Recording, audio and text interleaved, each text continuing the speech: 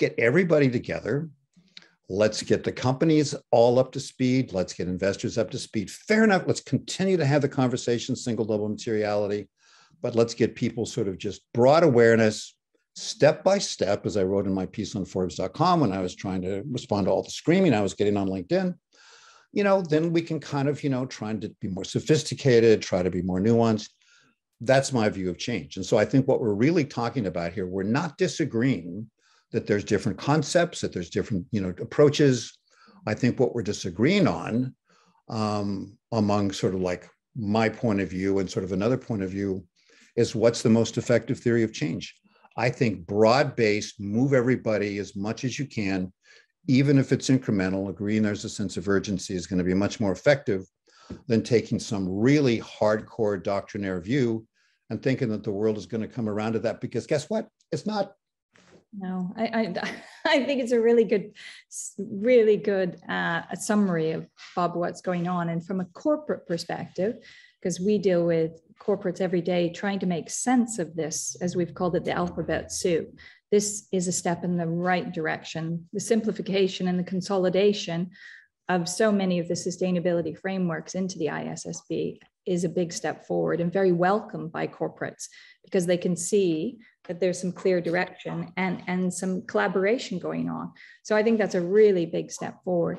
So can I ask you a question? Yeah. You do corporates all the time. So what do you think would happen when you go to the corporates and say, listen, I've got good news and bad news. The good news is that we're going to get some simplification. You had, SASB and the IRC, form the Value Reporting Foundation has been absorbed in the International Sustainability Standards Board. So we're going to try and get there, and hopefully things sort out with the EU and the US. But the bad news is that I want you to do anything until you really understand and can explain to me. I'm going to give you a test on the difference between single materiality and double materiality, contextual materiality and hyperdimensional materiality. How is that going to fly in the business community, Sally? Not very well. Look, you and I both know that companies are struggling with this for lots of different reasons, right? But there's lots of different people that have to be involved to bring this all together. And not everybody has that understanding. And it's not everybody's day job to just think about reporting and disclosure all day long. So there's a lot of change that has to happen in business first. So we need to get it on the agenda. It needs to be simple for corporates to grasp it as well.